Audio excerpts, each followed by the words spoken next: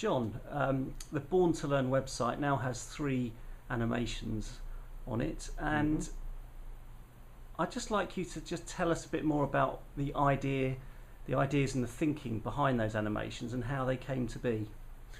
It's very interesting because the initiative has been in business for quite a long time. We've written various books. I have given, I don't know how many lectures in different places, from the radio through to Australia to America and whatever. And people will come to me at the end and say, that was absolutely fascinating, but I don't think I could retell that story. Now, what is it about the story? The story is that actually we are literally born to learn.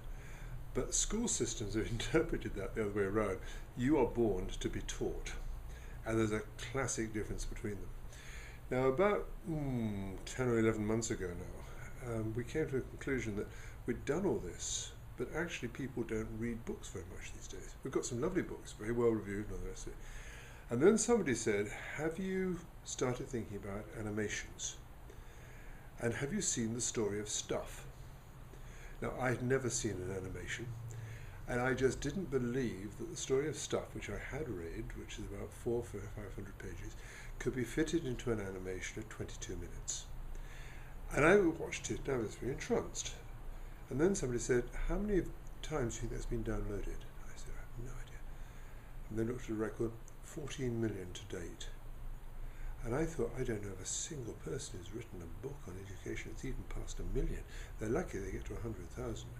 And so I went back to it and started exploring it. How can you tell these complex ideas in a series of animations? And I was quite useless at this. I sketched out what I thought the story should be. And then the animators got hold of it and completely turned it around until I thought, I'm not even sure where I started from. But by the time we'd got the animations together and got the storyline, it was quite brilliant. So that first animation launched March of last year. I think has now been downloaded in excess of 60,000 times in 197 languages, countries. And it's the request to translate it into Spanish, into Italian, into Portuguese, and into some of the African languages. And that makes me sit and think, gosh, if we can get the populace to start turning these ideas together and using it's simple, isn't it? Using the expression born to learn, rather than highfalutin children doing this, that, and the other, get a few key phrases up. And so we moved from that onto another one. Adolescence is an opportunity, not a problem.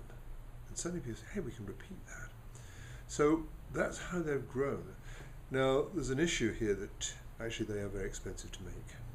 And for 4.5 minutes, our first animation, it cost about 14 or 15,000 pounds. And when I first heard it at that scale, I couldn't believe it.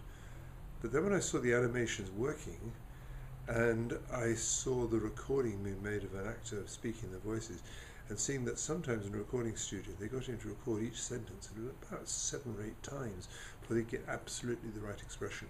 And then I thought, gosh, any teacher would just cry at the thought of that, because you think you've only got one attempt to get it right. And when you've got it done, then it's wasted. This is wonderful. Damian Lewis, the actor, recorded the first 2, and he took something like 3 hours to record 5 minutes worth of material. But it's wonderful, it's captivating. And we have 3 already on the site. Are there any plans to have any more? Yes, there are. And we've got a guiding principle on this, that actually, although this is about very serious material, there's a guiding principle. It has to be both fun and fascinating. And so it's got to be something you can get hold of and say, that is saying it in a way I never ever thought about.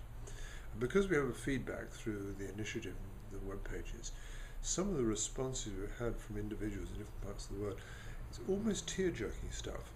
People actually saying that's the first time I thought anybody could ever express it in the way that I wanted to express it.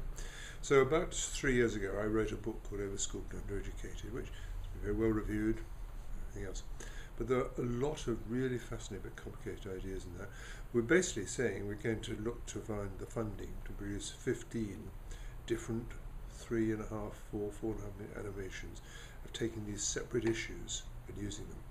And they can be used not only in people's homes, but I was invited to really a sort of high-profile lecture back last September when I was addressing the head teachers of all the independent public schools of England.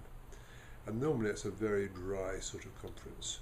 I used 3 animations in the middle of it, and they'd never seen anything like that. An animated graphics, but a serious educational conference, just what's needed. John, thanks very much.